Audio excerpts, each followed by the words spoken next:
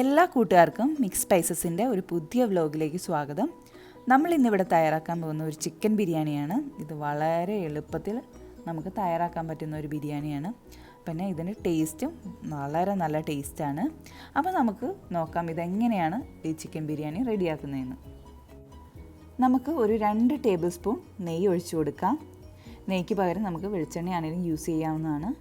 പിന്നെ ഒരു 1.5 ടീസ്പൂൺ വെളുത്തുള്ളി ഇഞ്ചി പേസ്റ്റാണ് ഞാൻ ചേർത്തേക്കുന്നത്.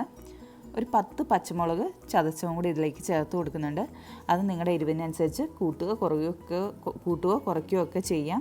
കാരണം നമ്മൾ ഇനി ഇതിലേക്ക് ചുമന്ന മുളക് പൊടി ഒന്നും ചേർക്കുന്നില്ല. അപ്പോൾ അതിനനുസരിച്ച് നിങ്ങളുടെ എരിവ് എന്തോരം ആവശ്യമുണ്ടോ അതിനനുസരിച്ച് വേണം ചേർക്കാനായിട്ട്. ഇത് നല്ല എരിവുള്ള മുളകാണത്. ഇതിലേക്ക് ഞാൻ 4 മീഡിയം സവാള ചെറുതായിട്ട് അരിഞ്ഞത് ചേർക്കുന്നുണ്ട്.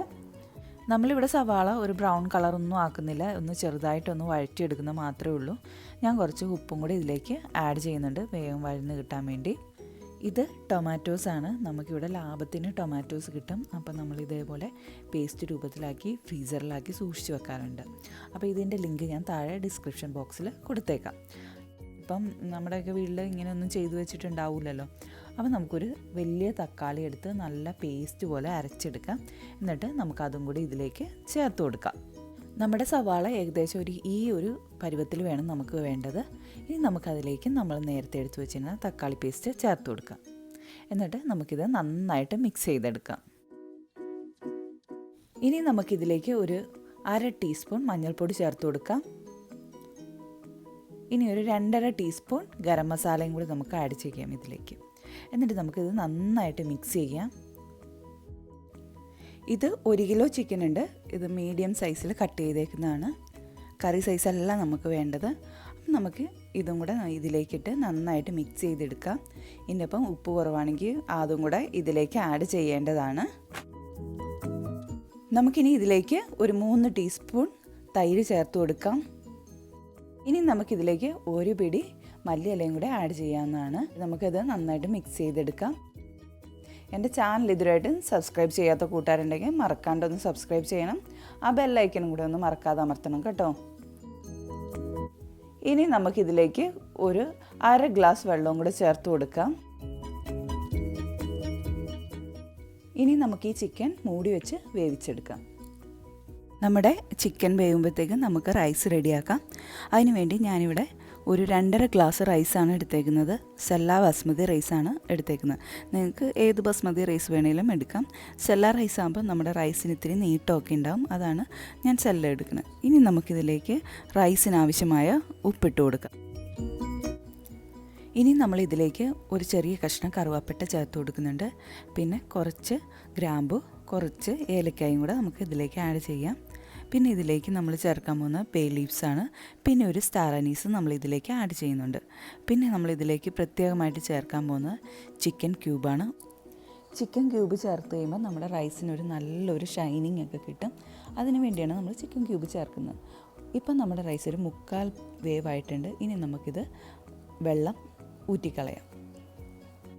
ഇപ്പം നമ്മുടെ ചിക്കനും ഇവിടെ റെഡി ആയിട്ടുണ്ട്.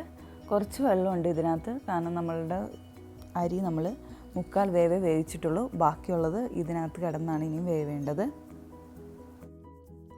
നമുക്കൊരു ബിരിയാണി പോട്ടിലേക്ക് നമ്മുടെ റൈസ് ഇട്ട് കൊടുക്കാം. റൈസിൻ്റെ പകുതി ഭാഗം മാത്രമേ നമ്മൾ ഇട്ട് കൊടുക്കണുള്ളൂ ആദ്യം. അതിന് മുകളിലേക്ക് നമ്മളുടെ ചിക്കൻ നമ്മൾ ഗ്രേവിയാക്കി വെച്ചിട്ടുണ്ടല്ലോ, ആ ഗ്രേവിയും ചിക്കനും എല്ലാം കൂടെ ചേർത്ത് നമുക്ക് മുകളിലേക്ക് ഒന്ന് സ്പ്രെഡ് ചെയ്ത് കൊടുക്കാം. ഇത് നമ്മുടെ 2ാമത്തെ ലെയറാണ്.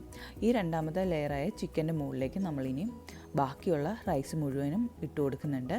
എന്നിട്ട് നന്നായിട്ടൊന്ന് അമർത്തി കൊടുക്കണം. നമ്മുടെ ഈ റൈസ് ഏറ്റവും മുകളിലുള്ള റൈസ് ഒന്ന് നന്നായിട്ടൊന്ന് അമർത്തി കൊടുക്കണം.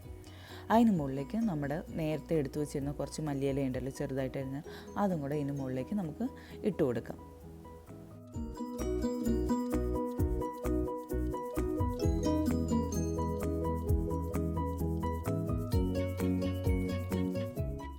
ഞാനിവിടെ കുറച്ച് പാലിനകത്ത് ഒരു നുള്ള് യെല്ലോ കളറ് മിക്സ് ചെയ്തെടുത്തിട്ടുണ്ട്.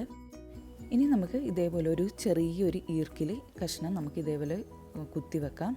എന്നിട്ട് അതിലേക്ക് ആ ഈർക്കിലി കഷ്ണത്തിലേക്ക് നമുക്ക് ഈ കളറ് ഒഴിച്ചു കൊടുക്കാം. അപ്പം നമ്മുടെ റൈസിൻ്റെ താഴെ വരെ ഈ കളറ് എത്തും. അതിന് വേണ്ടിയാണ് ഇങ്ങനെ കളർ ചെയ്യുന്നത്. കളർ ഒഴിക്കൽ ഒട്ടും നിർബന്ധമില്ല, നിങ്ങൾക്ക് വേണമെങ്കിൽ മാത്രം ഒഴിച്ചാൽ മതി.